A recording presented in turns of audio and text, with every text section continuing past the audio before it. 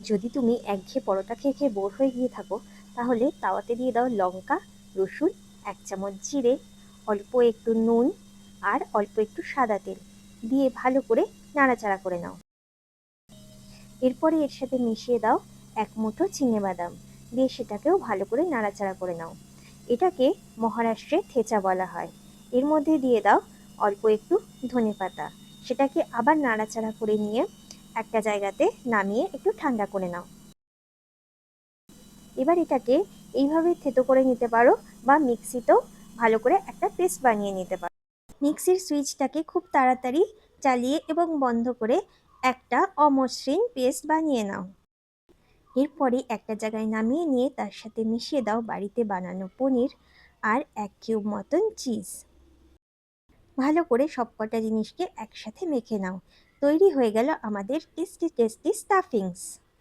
এইবারে বাড়িতে যতগুলো লোক আছে সেই পরিমাণ মতো আটা নিয়ে নাও।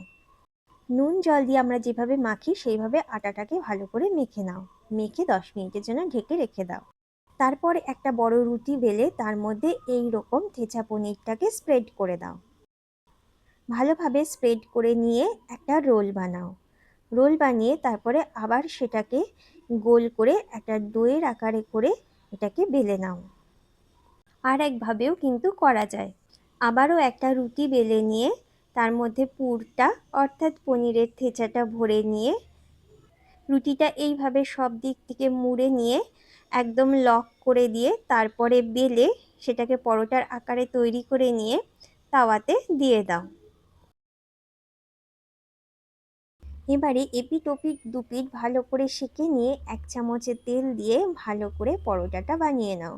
তৈরি হয়ে গেল আমাদের পনির থেচা পরোটা, সুপার টেস্টি, সুপার সফট। আর দেখো ভিতরে